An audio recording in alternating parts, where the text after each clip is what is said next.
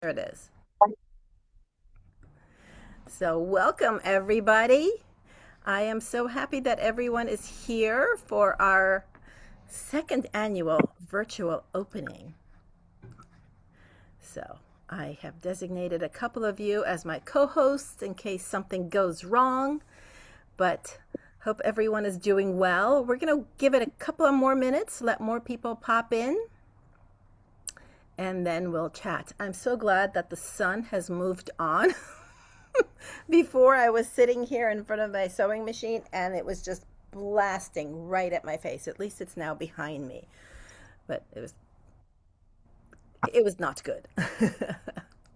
So, but now I'm pleased that everything is well. So, I am going to share my screen. I have a recording of everyone's presentations. So, if everyone could mute themselves while the presentation is going on, that would be wonderful.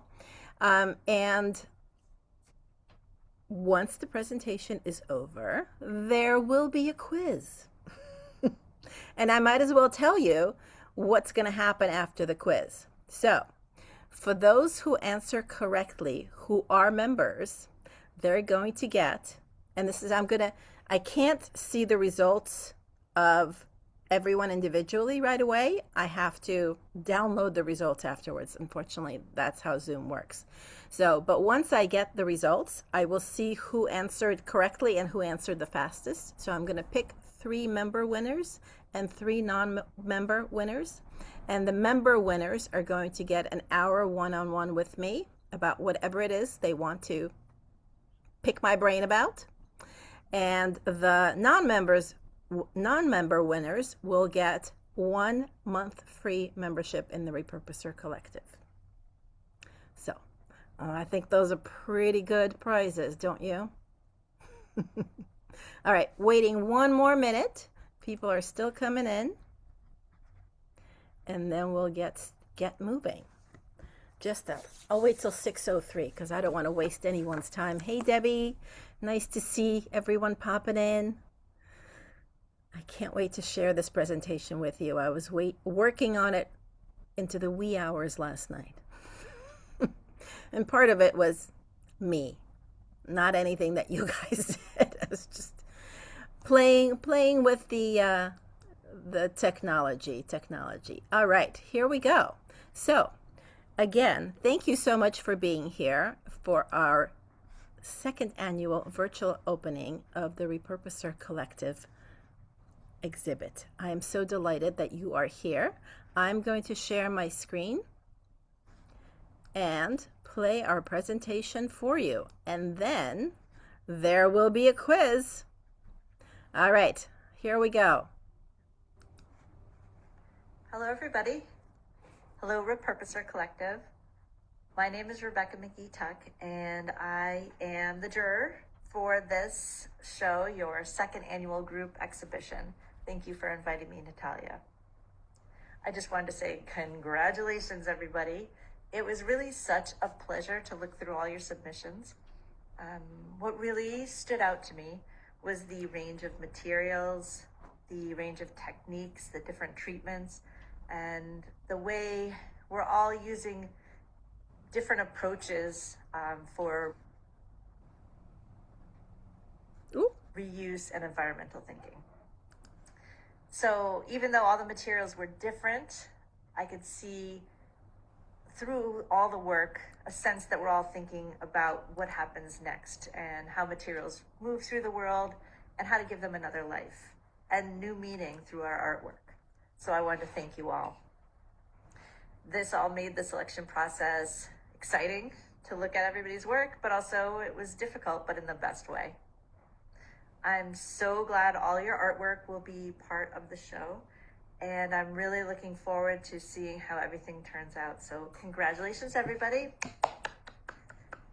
And thank you for being part of it, and keep on reusing and reducing and repurposing and all those words. Keep on doing it, and take care. Thank you, everybody.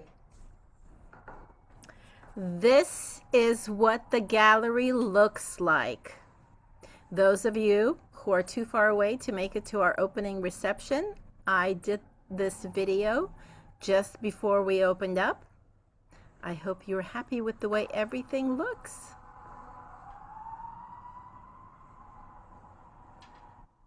There it is, our big logo.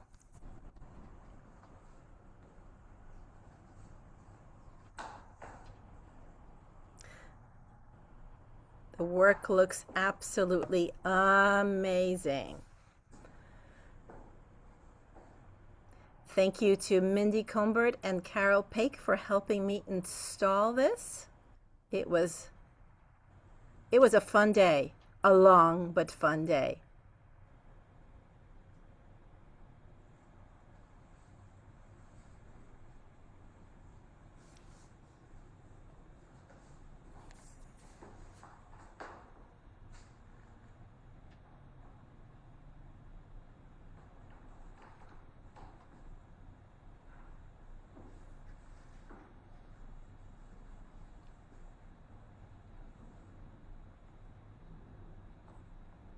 I'm Anna Silage and I'm a portrait photographer. The thing that I like to photograph most are artistic portraits, and I love to shoot in series. And even before joining the collective, for the more artistic portraits that I do, I used to thrift my materials. I still do. But when the first exhibition happened, I decided to work more with plastics because I already had a lot of plastics that I was collecting.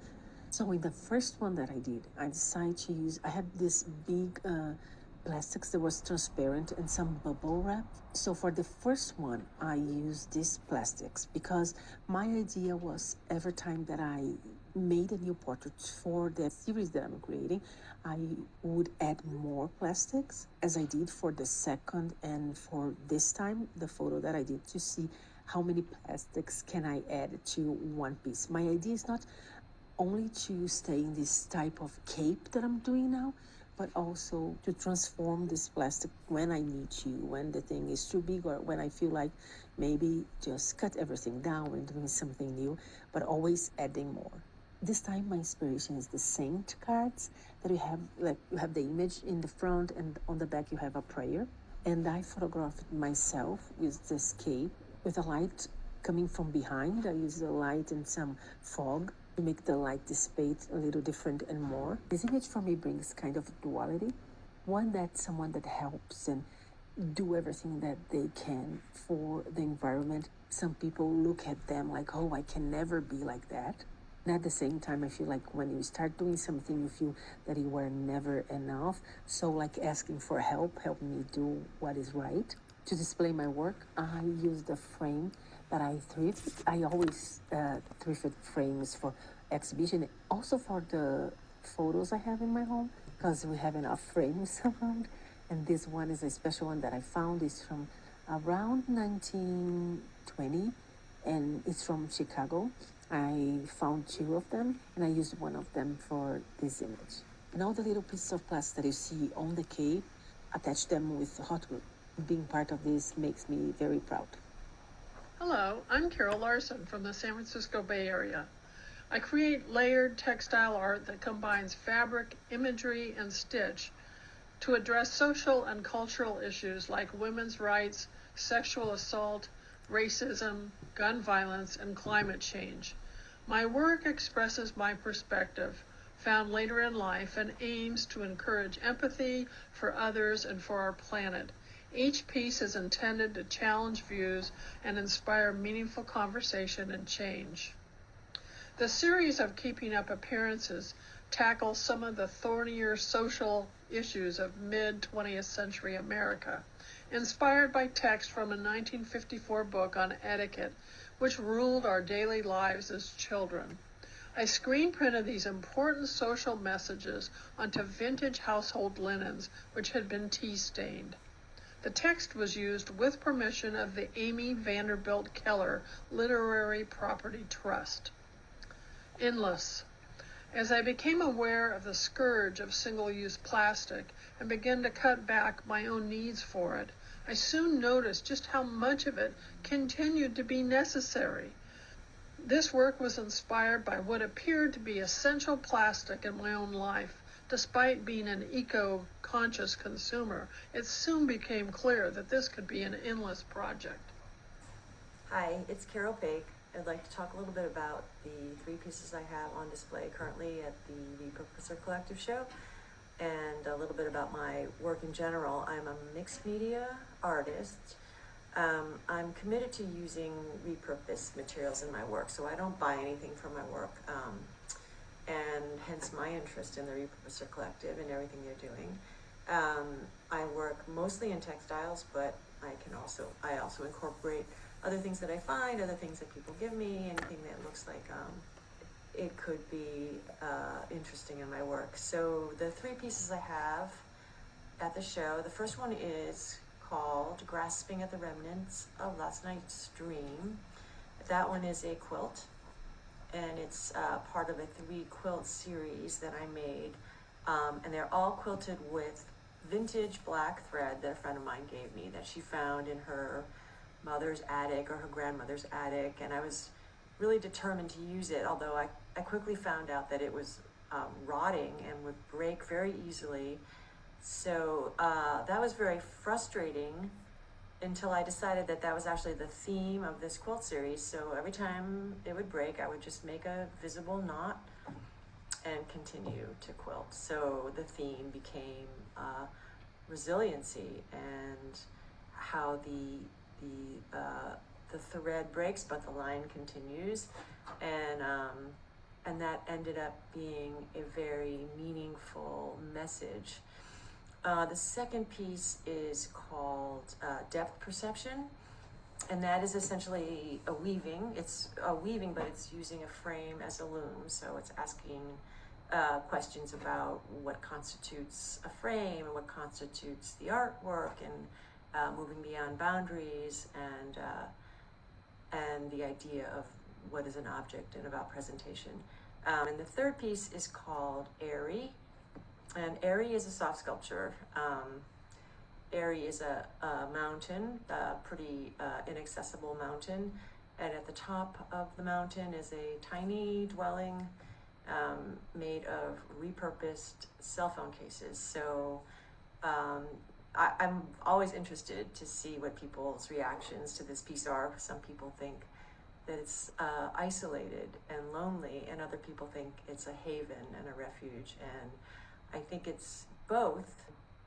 But I think that the fact that all these pieces use repurposed materials that have histories of their own really contributes to the sense of narrative that they have, and it's another one of the reasons why I'm very committed to using the repurposed materials in my work.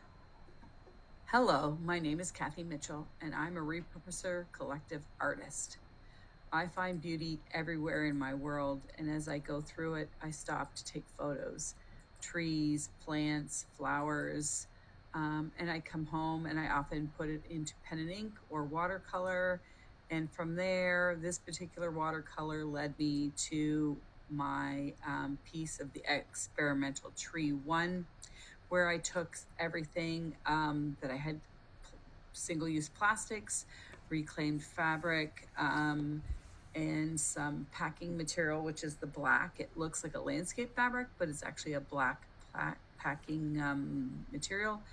And I cut it out and I put the plastic onto the back, and then I sewed around it. I did lose some of my proportion to the postcard shape I was aiming for. So I realized as I got through to half the tree, I probably should leave it into one whole piece as much as possible. I marked it out with chalk, put my complete piece of plastic on the back, and then I cut out the black, which was a little bit tricky. I was not to cut the plastic, but sharp scissors and patience. It is a time-consuming thing, but it worked. And I also did that exact same thing with the fabric that I had used. So it's a reclaimed piece of fabric I've upcycled, and then I've painted and dyed it. This was the complete piece when I was done. I was happy with the results, and it looked very much like my watercolor. So I am attempting, it's called Experimental Tree, because I've gone on to start another couple pieces to see how they look. And for my second exhibition piece, it is called The Wild Rose. So again, I start with a watercolor or two. And this is the linen that I have. Someone gave me some old linen that they had from their mother. And then I painted and dyed it. And then I did some free motion sewing over the plastic to create, this was more an apple blossom and a wild rose, which is the inspiration of the piece that's in the exhibition. And there I took, it has a disinfectant wipe and the linen, more plastic, more sewing, and I ended up with a wild rose that looked like this piece here. And they were all in the postcard format. So I'd like to thank Natalia for her hard work and a great exhibition once again. Thank you. 2 of my pieces are included in this exhibit, Ominous Beauty and Harvesting the Wind. They are part of a larger collection that I created in 2024 called Polymer Skies. The idea for those 10 pieces came after creating my small work titled 7 Bins, a layered and stitched single-use plastic piece that exhibited locally in 2023.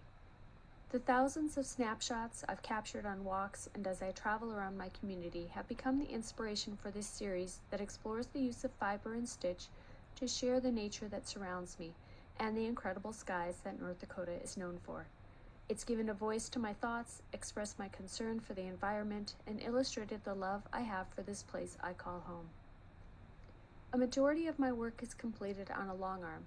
After years of quilting for others, I've learned a lot about what these machines can do. I've filled the skies with geometric stitching based on traditional patchwork quilt blocks chosen from Barbara Brackman's Encyclopedia of Pieced Quilt Patterns. By including them, I am honoring my history and the craftswomen who passed their skills on to me.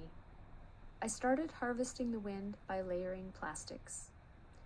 Then I have the computer stitch the design in the sky portion of the piece.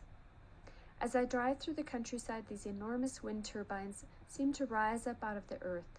I wanted to convey a sense of depth, so pieces were built with a straw, stuffed with plastic debris, wrapped with more plastic, and then applied to the completed sky to add dimension to the piece. This piece taught me how important it is to take a break when things aren't going well. The cottage cheese container from my lunch became the perfect material that I was missing for the turbines.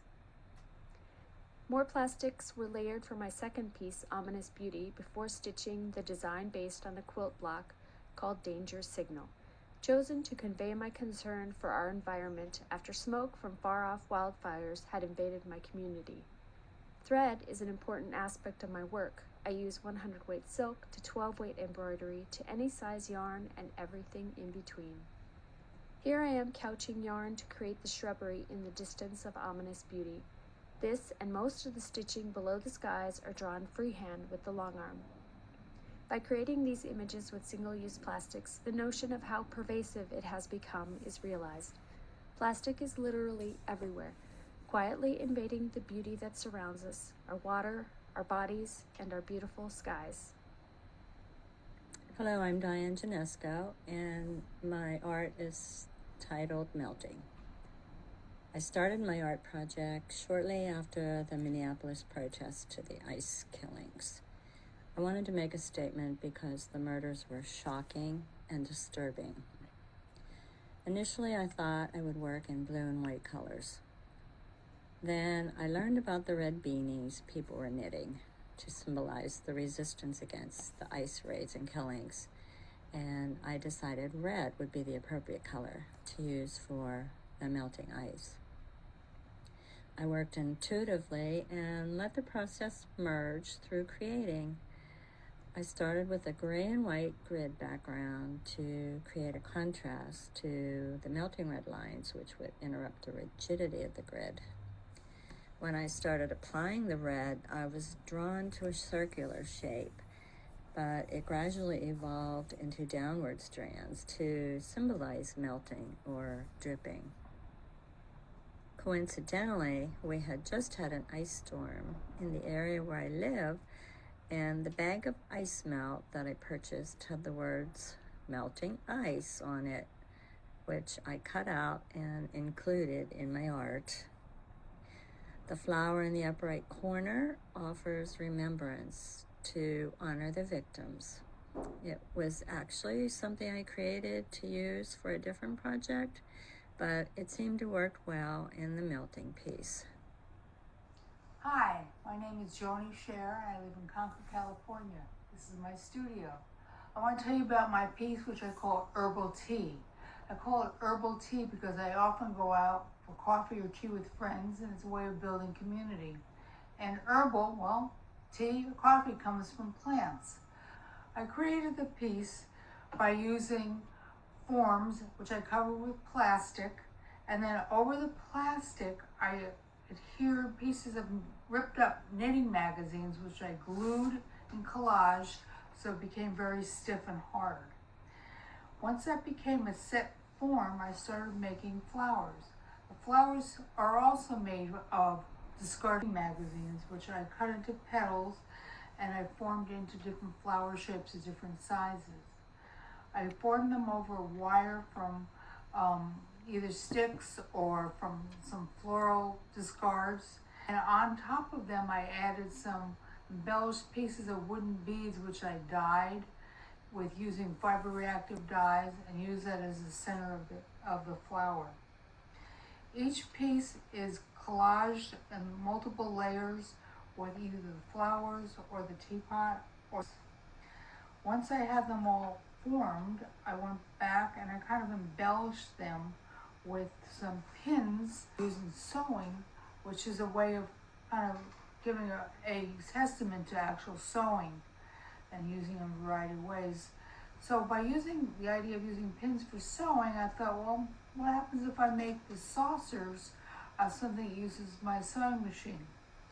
So I cut circles out of the knitting magazines, sandwiched them between clear plastic and stitched over that on my sewing machine in a kind of free motion application, and made circles to make saucers. For the teapot, I did a similar thing, but decided I wanted to raise it a little bit more. So I created a larger base, covered that also with knitting magazines and plastic, which I sandwiched together and stitched using free motion stitching on my sewing machine. Then I thought to tie the whole tea set together, it needs to go somewhere. So using plastic bags, or actually a black plastic garbage bag, I continued using free motion sewing, using variegated thread, and made a table covering or a little tablecloth completely out of recycled material. So top to bottom, my herbal tea is using totally repurposed materials out of paper and plastic. I hope you enjoy it and enjoy your tea. Hello, I'm Judy Payne.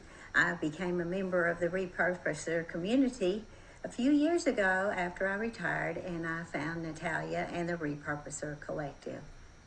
I have two pieces in this show, both of which have a lot of meaning for me, and I hope they'll have meaning for you as well once you see them. The first one has two parts, a smaller part and a larger part for emphasis. The smaller part shows how a seahorse loves to live in beautiful, pristine, clear water depicted by beautiful pastel colors and sparkly beads, as you would find in a pristine ocean setting. This seahorse was cut from pieces of fabric, every flower cut by hand and stitched by hand, every spine on the seahorse, all the parts of the fabric seahorse in the beautiful surroundings that he's in, floating ethereally in clear blue water. In contrast, you'll see a larger seahorse, which I wanted to emphasize the dangers and things that are happening to our marine life now due to plastic. This plastic seahorse is made completely from repackaged food packages that cannot be recycled, as well as single-use plastic.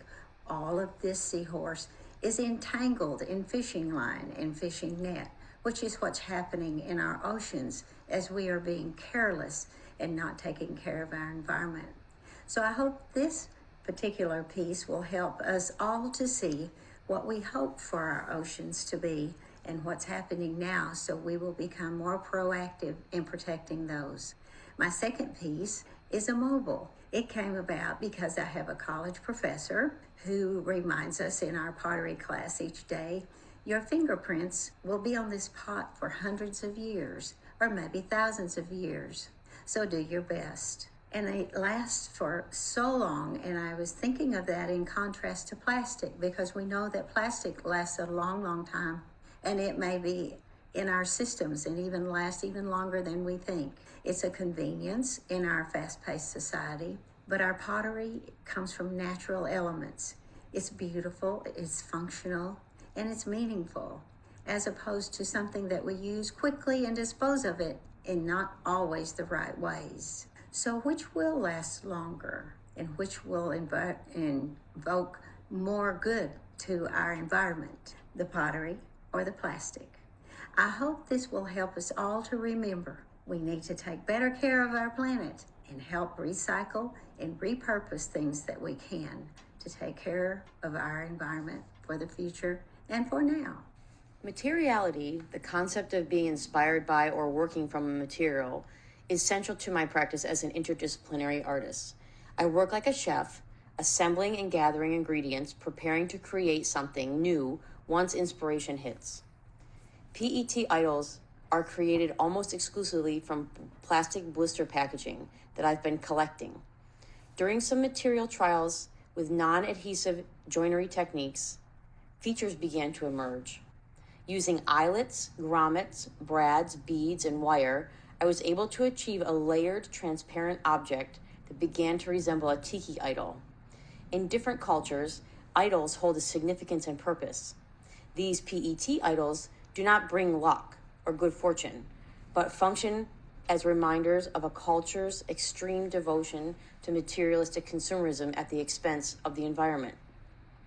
PET, short for polyethylene terephthalate, is praised as a packaging material for its protective qualities, as impact resistant and lightweight and inexpensive. In a society that idolizes PET, these idols show that they're disgust through the bulging eyes, gaping jaws, and look of shock at how we prioritize plastic over our planet. Hi, I'm Kristen LaFlamme. My art practice isn't focused on reuse, but I often incorporate fabrics which have had a previous life into my work. They bring a deeper meaning and character into the stories I try to tell with my textile creations. I love the patterns and patina of old clothing and household textiles. I love the little surprising details that show up. I love how they work alongside new fabrics and designs. My artwork in this show is a quilt titled Crooked Path. Made mostly from my husband's military uniforms, this quilt represents his 20-year career in the Army. The various colors of the uniform fabric indicate what was worn during certain periods and the places he was assigned.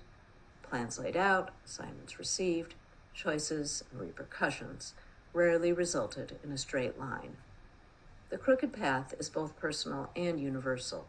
We may have had thoughts about where my husband would be assigned and what jobs he would do, but the Army often had different plans. The Army may have had plans regarding how and where they'd prefer to fight, but the actual situation on the ground often reacted differently.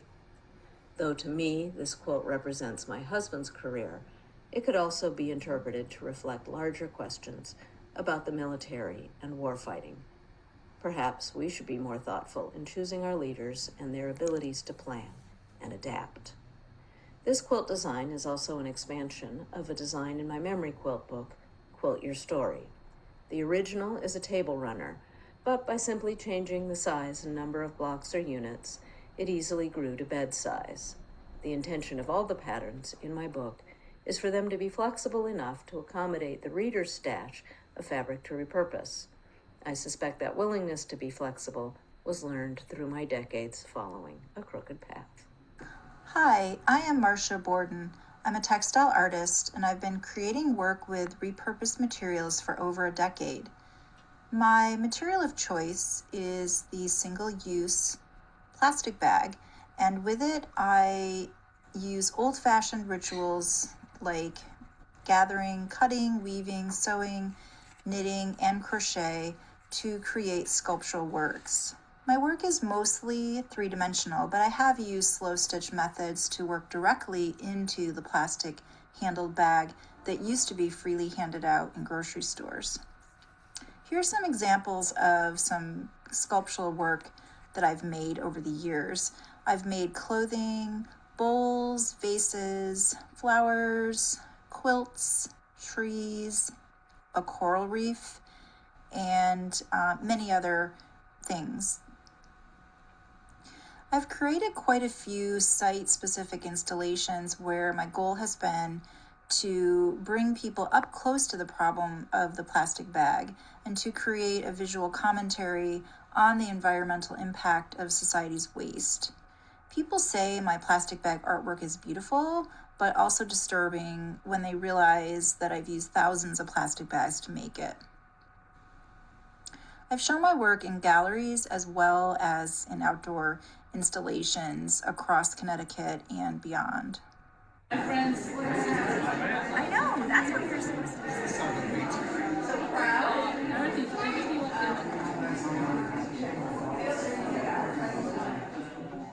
Part of the narrative of my work is social and environmental commentary.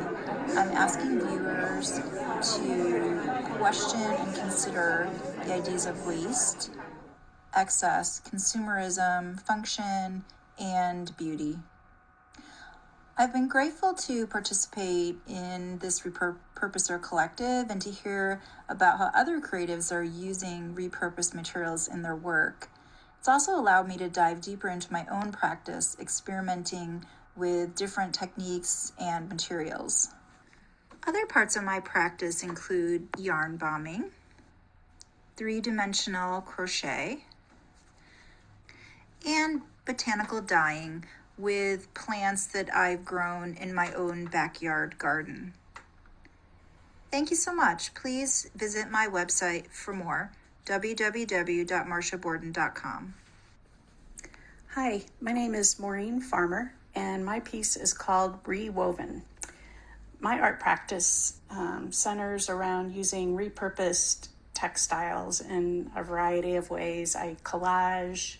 I use pieces of fabric as you would paint colors to make pieces of art. So I have a lot of thrifted clothing items that I've collected over the years. I'm also a weaver, so I decided to unravel a sweater that I had in my collection, and I warped my floor loom with the reclaimed yarn from this sweater that I unraveled. The warp is the light blue chenille yarn that runs vertically in this piece. Then I cut or I ripped strips of fabric from other pieces of clothing in my stash and wove them in and out of the warp, manipulating them into the curves that you see. And then I filled in the curves with other strips of reclaimed clothing.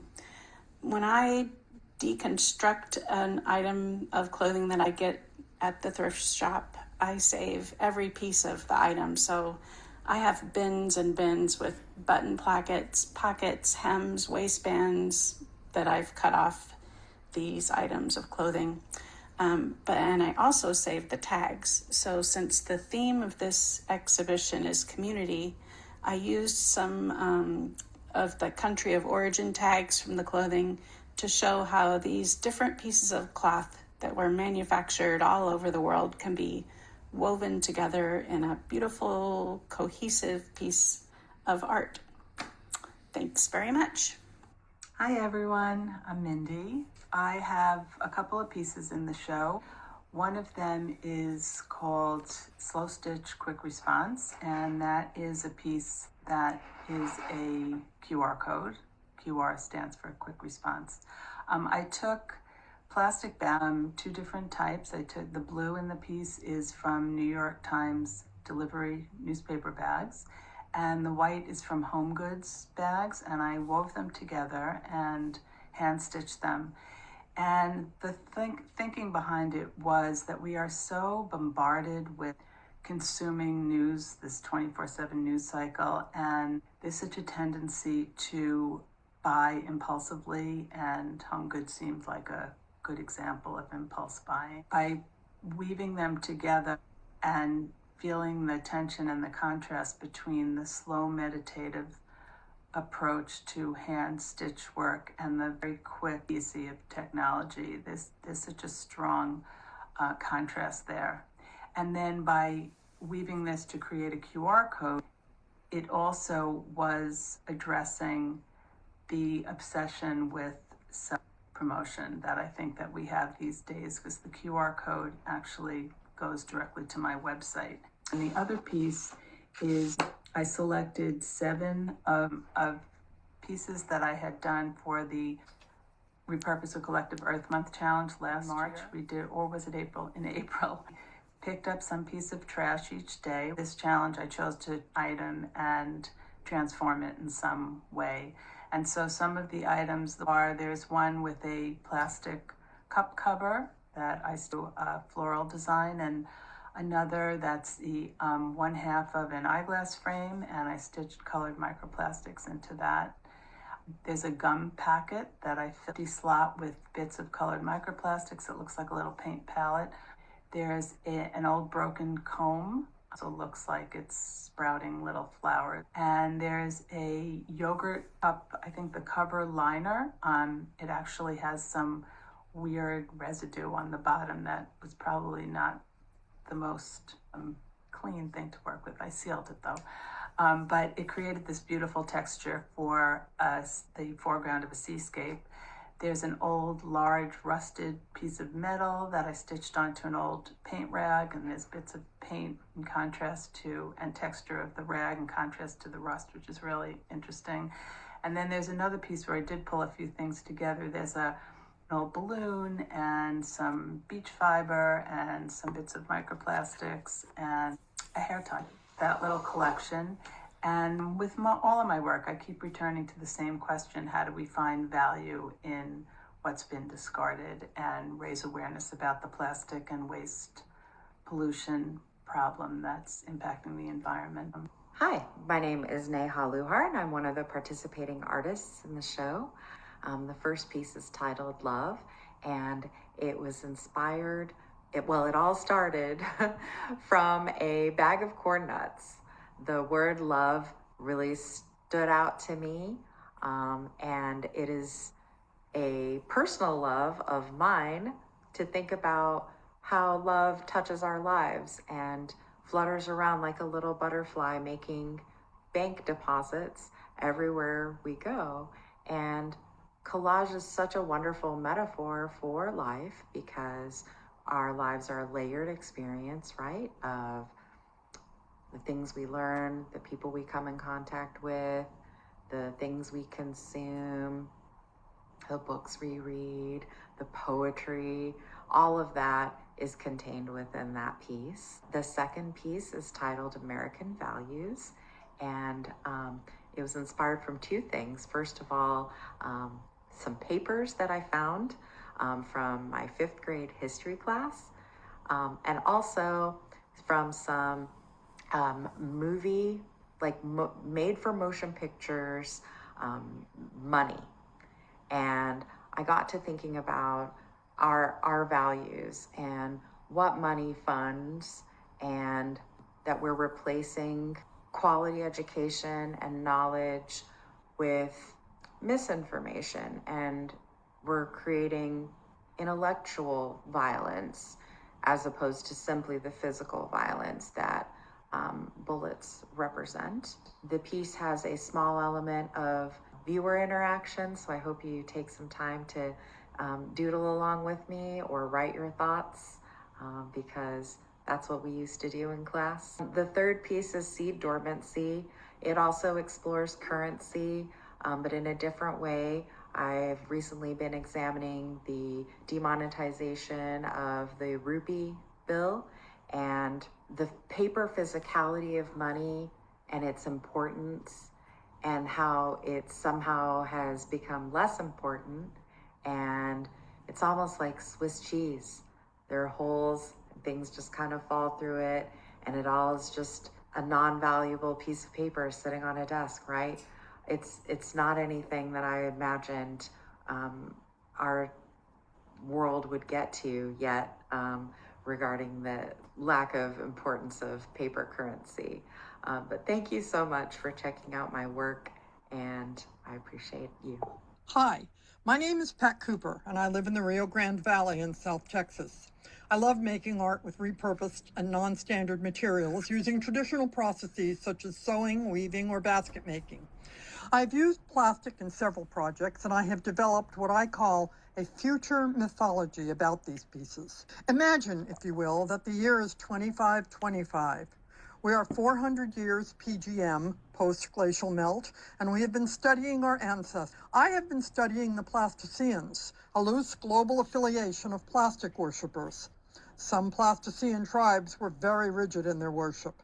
The Tupperwareans gathered to buy and trade their plastics, and after they participated in their sacred burping ceremony, abstained from using other types of plastic. Other tribes were more liberal in their use. The rubber maidens incorporated all types of plastic pieces into their daily life, their worship, and their art pieces. We refer to worship because current society cannot fathom why else the old society would have continued to create things so detrimental to human health and the environment. The two pieces I have submitted were discovered stored in caves in the southwest area of the nation called USA. We have identified the components. The open basket, the bottle carrier basket, was, we believe, an offering basket used in their ceremonies. It was made from plastic handles created to carry plastic bottles, perhaps also for use in their ceremonies. The circles were woven with an artificial component designed to look like natural weaving material. The pieces are joined using plastic assemblers, which we believe symbolizes the way the plastics connected to everything in their lives.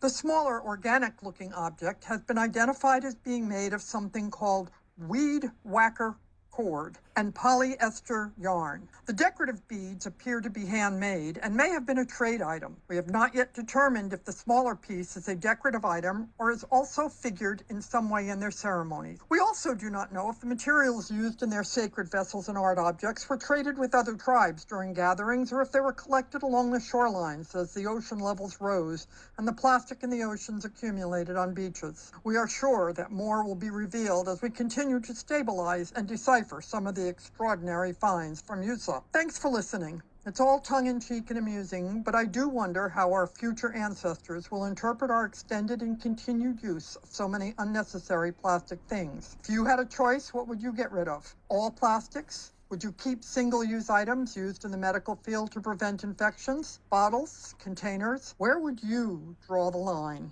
My name is Sharon Williams, and I'm an eco-artist from Sterling, Virginia. My first piece is called 3 Suns in a Field.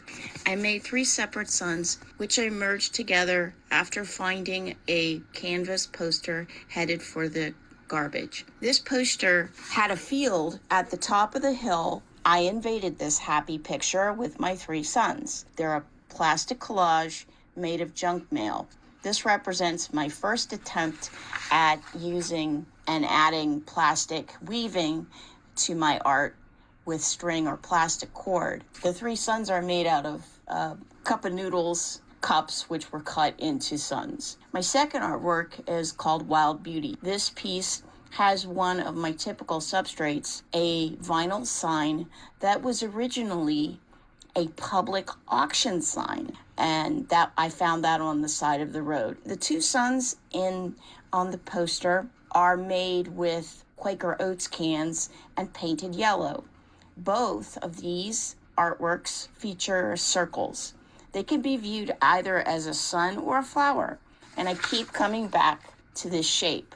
I'm looking for unity and wholeness and equality in a broken world. Circles have no beginning or ending, and flowers are about rebirth or renewal. Wild Beauty's name comes from a wall sticker given to me by my friend Susie. I wanted to show a tiger coming out of the jungle, and I had been painting palm leaves so that was a happy accident, and I think the tiger represents the things that can happen to us in life, that we can also prevail from different hardships we might have in life. Hi, I'm Teresa Stoller. I'm a quilt artist and lover of all things beachy at Beach Dream Studio in sunny Florida. Today, I would like to give you a peek at how I use fabric scraps to create shoreline assembly. Fabric scraps are everywhere, from discarded clothing to leftovers from sewing projects and more. And my goal is to keep as much fabric out of the landfill as possible by repurposing scraps into fun quilted artwork, as well as simple everyday household items like this cup coaster. My scraps come from my own projects and from generous sewing friends who send me their leftovers that might otherwise end up in the trash. I use my process of controlled chaos scrap stitching to create my artwork from fabric scraps. This can include piecing small scraps together to form what I call mosaic fabric, which is then used to create sections of my quilted artwork, like the happy heart scene here. It also includes stitching strips of fabric scraps together to form the foundation for my quilted artwork, as seen in Shoreline Assembly. For this piece, I gathered scrap strips of blue to use for the ocean and scrap strips of cream, beige, and tan to use for the beach. While I printed on fabric several times, this time, for the sandpipers, I experimented with scanning a drawing, some reference images, and some of my photos of sandpipers into Adobe Illustrator and refined the line work and coloring inside the software. Next, I fused an 8.5 by 11-inch scrap of white fabric to a piece of freezer paper and ran it through the printer and then cut out the strip of birds. Once I decided on how the pieces were to be laid out, I stitched the scraps together to form the artwork. After these cute little sandpipers were surrounded by sand and sea fabric scraps, I quilted everything in place with simple straight line stitching. Shoreline Assembly was so much fun to make. It truly represents how each scrap piece finds its place, and together they become something stronger, calmer, and connected, just like the shoreline, just like community. Thank you for being here today. Hi, my name is Vivian, and I live in Wyoming. Lucky enough to be in a place with spectacular mountains and beautiful prairies and grand vistas. And it has created for me the opportunity to work on my visual storytelling. I would like to be able to combine my photography with important messages of conservation and about this incredible planet that we all share, the wildlife, the ecology, everything about it I just find fascinating. So I have a habit of taking my camera everywhere, even to the grocery store. And as much as I love Wyoming, it's spectacular. I also love the ocean. I've been a scuba diver for decades. And in the case of this particular photo, it was taken at the end of a whale watching trip. We had just seen this magnificent feast on a bait ball with humpback whales and sea lions and all sorts of seabirds. And we were all really excited. And on our way back, there was this solitary blue object floating above the surface of the ocean. And I took out my binoculars and I realized it wasn't a piece of scientific equipment, which is what I thought it might originally be. There are a lot of experiments being done in the area about climate change and currents and weather, but it was actually a balloon. And I took a photo of it because it seemed rather poignant. It was such a contrast to this fabulous wildlife that we had just seen. And then here was this blue balloon that was floating down to the surface of the ocean that could, be an animal could become entangled in the string or eat the plastic and then perhaps starve. And it was just a poignant reminder that our impact flows well beyond our immediate life. We have to remember to be more diligent, be more careful about what we do with our environment. But I'd like to also point out that, we're part of a global community, and I'm so grateful for this Repurposer community. And, thank you, Natalia, for this exhibition, for this opportunity to raise awareness, to celebrate the things that people are doing that can impact such positive change. And I think it's a really exciting thing. I hope the photo that I've created here, the blue balloon, will give you pause and help you think about ways that you might be able to help us protect our planet. Thank you. Hi there. I think you know who I am. So I had some work juried into our exhibit as well. And similar to Mindy up there, my work is also from last year's Earth Month Repurposed Art Challenge. Last year's theme was mending. So these are the pieces that I picked up and mended. This one is actually my favorite. I found this styrofoam cup that was patinated by nature. I think it's been wilding for a very long time. So I stitched it with a beautiful variegated thread, matching its patination as best as possible.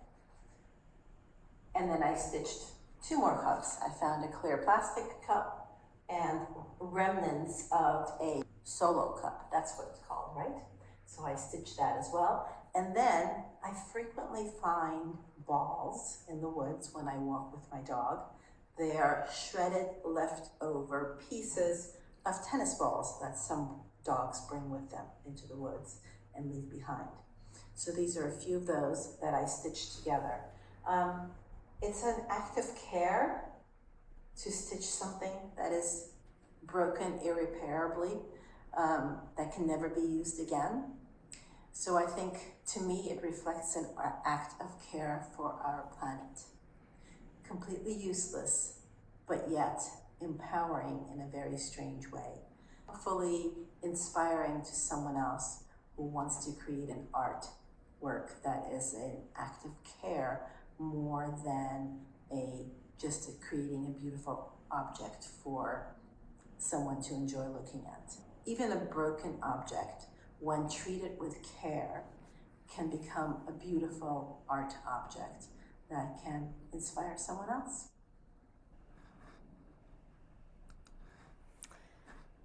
Well, I hope you all enjoyed that presentation. I just keep noticing how the captions have several mistakes in them, but I hope you could forgive me for those. Thank you for joining me here today. I want to move on to a fun, all-involving portion of our presentation today. I'd like to give you all a quiz. And the reason I want to give you all a quiz, well, to see if you've been paying attention, but also for the fun of it. So, it's just for funsies, as they say, but also there are prizes. So, unfortunately, through Zoom, I cannot collect your answers right away, so I will have to let you know that you won your prize later this evening. But for non-members, so I'm going to collect the fastest and the most correct answers. I'm going to collect 3 from members and 3 from non-members. For our members, their winnings is 1 hour one-on-one time with me to ask me anything. For our non-members, the prize is 1 month free of the membership in the collective, to entice you to stay longer, of course. So, are you ready? Here we go. I'm going to figure out how to do this quiz here because, everything is different all the time. There we go. I see it. Here we go. Launch. All right. Start answering. So just scroll down. Whoops. Wait a minute. Hold on a second. What happened there? Relaunch. There we go. Here we go. No, why is it? Sorry, people. Okay. I ran the test on this quiz, and of course, I want to show one question at a time. Can we do that? Are you going to do this? No, I want to start this over. Sorry, guys. Relaunch. Yes. All right. Phew. No? Is this working? Are you seeing the answers? Are you seeing the questions? Can you click the answer? Can you let me know? Is there a button for you to click? It keeps going away. It keeps going away. So there's no way for you to click the answer. Ah! See, I thought I did a good thing by checking. You can enter the answer, but there are 2 questions up at a time. I thought you just retrieved the questions because you were trying to fix it. But you saw them. I did. So do you see the questions and do you see a way to answer them? Yeah, yes. Bullet. Okay, go for it. All right. No, I don't see a way to even. There's no way to answer it. There's no way to answer. No. Okay. No. Oh, there was on mine. The questions Click aren't on showing. the circle. Yep. Click on the empty circles. Hit the empty circle. I did a good thing by testing this with a friend earlier, but of course.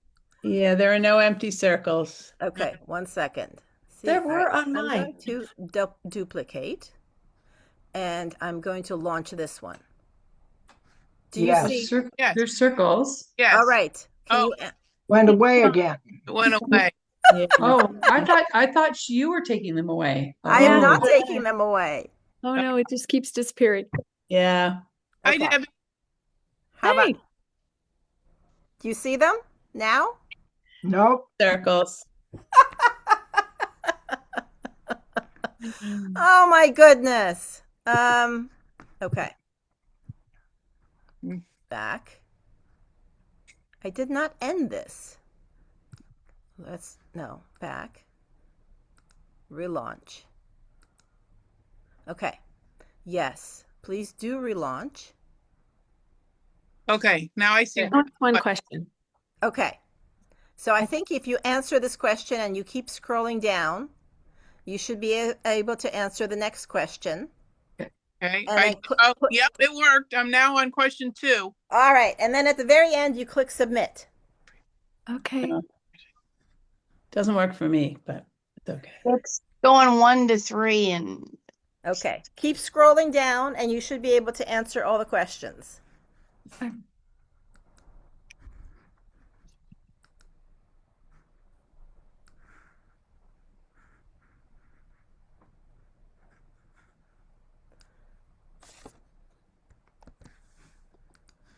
And meanwhile, I will add everyone's links to the chat.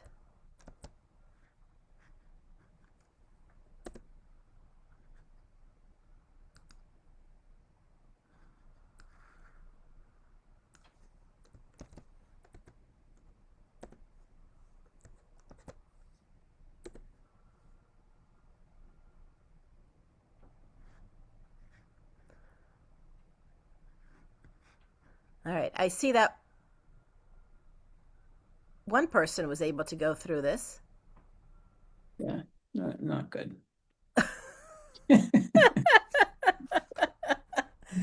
Well, Go to the series.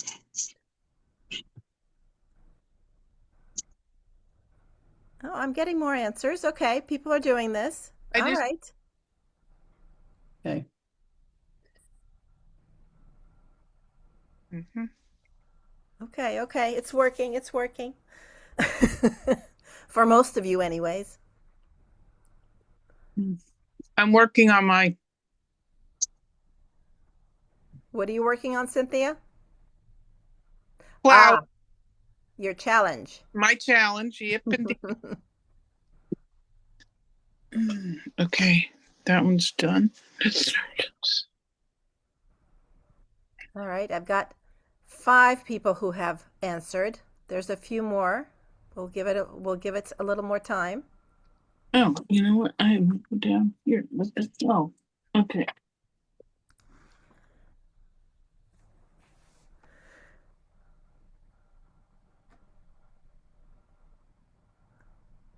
All right. Yes, people are answering. Okay. So this didn't work as well as I had hoped, but at least it's working somewhat.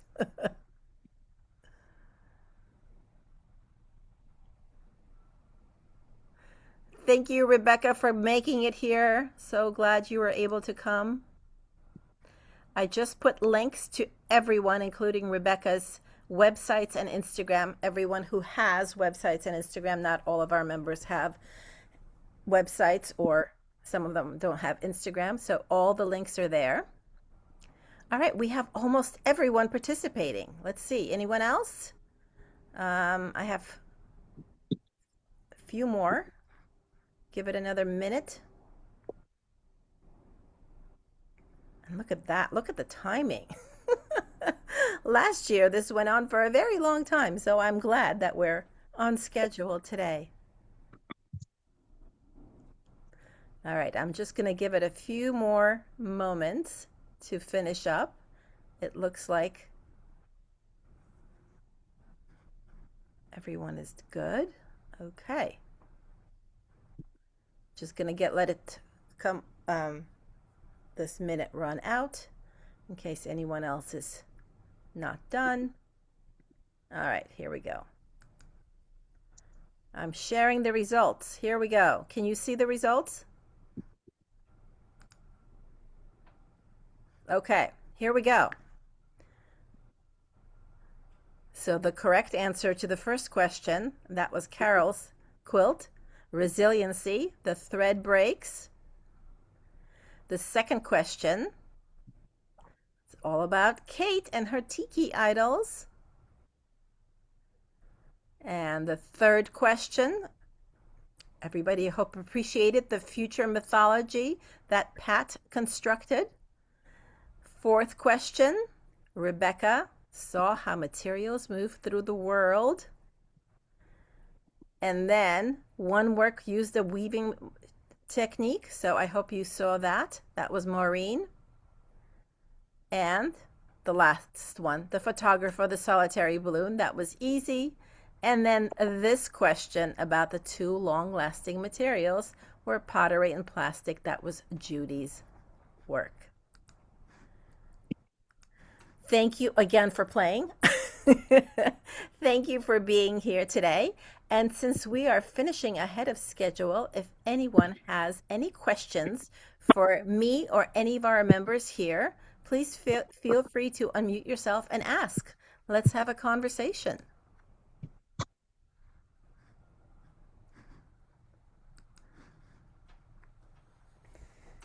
What do you think? Anyone? How did it go?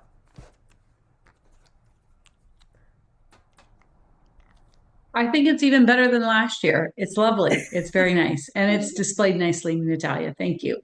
Oh, I'm so glad you think so, Kathy. Yes, I think it's fabulous. Oh, thank you, Sophie. Thanks for being here. Anyone else? Hey, Sarah. I'm not a member. Neha told me about this organization. So is everybody here a participant, or are there other people who are visitors like me? There are other people who are visitors as Okay. well. Yes. And there were more of them, but they popped off. Okay. So how long have you been doing? I'm assuming you're the one who kind of started this. I did. And so how long have you been doing this then? We're in our 4th year. Okay. Yeah. And how did you find everybody? How did everybody find this? How did everybody get together? That's a good question. Let's see. Some of them are long time friends, but I share my work and I share about the collective in my newsletter and on Instagram. So it's all through social media and email. And the podcast. Oh, yes. Great speakers on the podcast that introduce people to the community. Yes. Yes. Podcast, 2nd year running, 51 episodes. Wow. So. Have you ever had a gathering where the majority of the people were in person?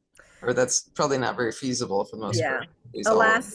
Alas, what do we have? Yes, on Saturday at our in-person opening, we had 4 members together. Okay. I think we've gotten to 5 or 6 at another event. Okay. But we are spread all over the world, so. Okay, and this gallery is actually your space is actually in New York. That's right? Yes, the gallery is right next door to my studio. Very convenient. Anyone else? I just want to say for some of us, we're in Canada and we shipped ours. Some of us shipped them in postcard size so we could get them more efficiently, cost effective, and actually get them without waiting at the border and having to pay tariffs and stuff. So we were and Natalia had that idea and it worked.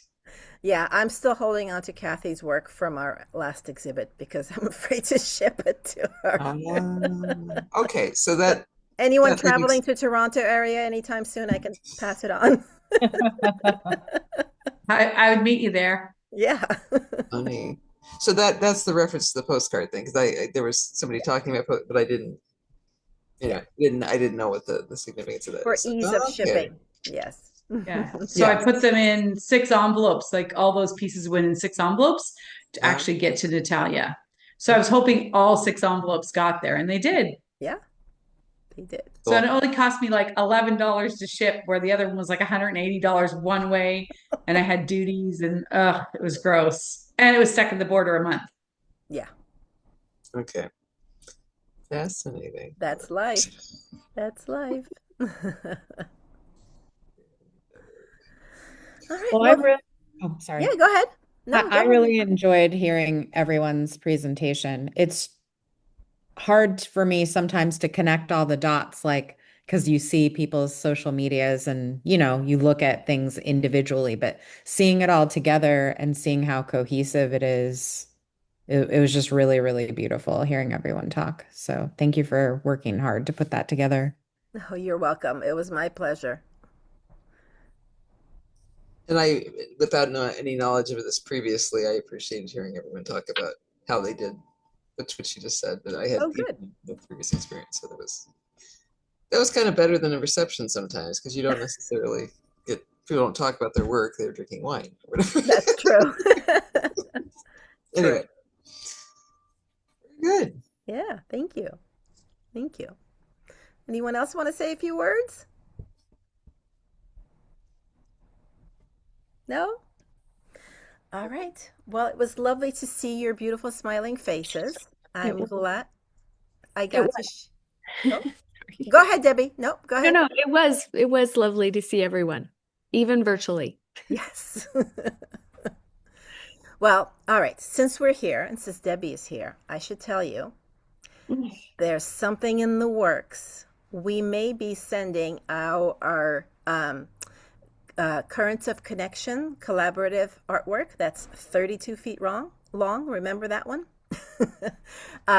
We may be sending it to North Dakota to be exhibited at a college there in 2027. So we have quite a ways to go, which gives us time to still make the few missing squares that are a part of it. So as soon as this exhibition wraps up, eventually you'll get an email from me, especially once that's confirmed, because it's not 100% confirmed yet.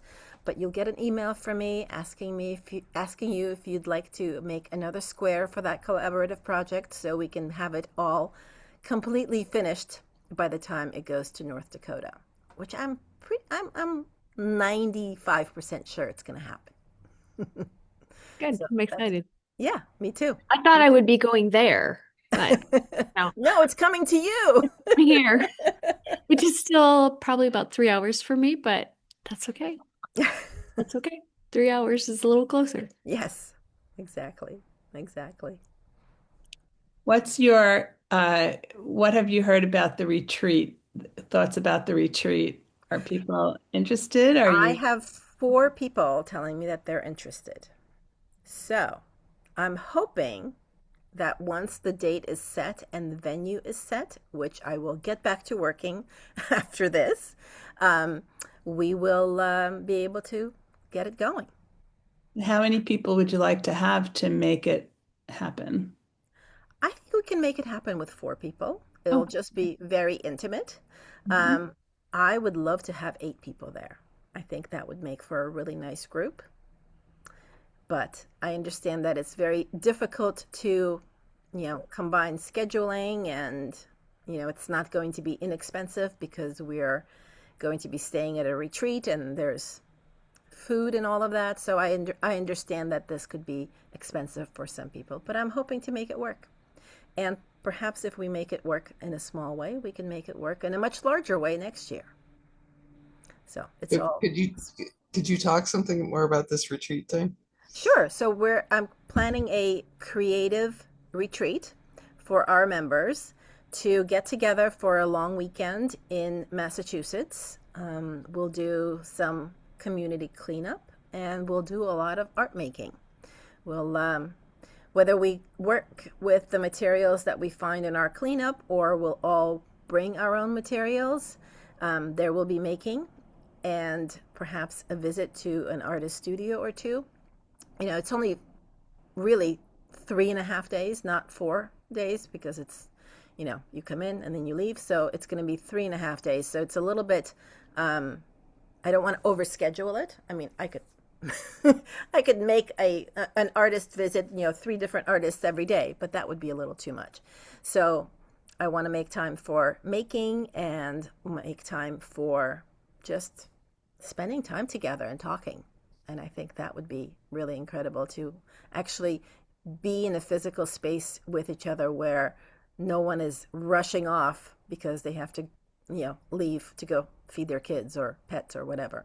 So it would be nice to have this retreat where everyone can just relax and hang out and make art together.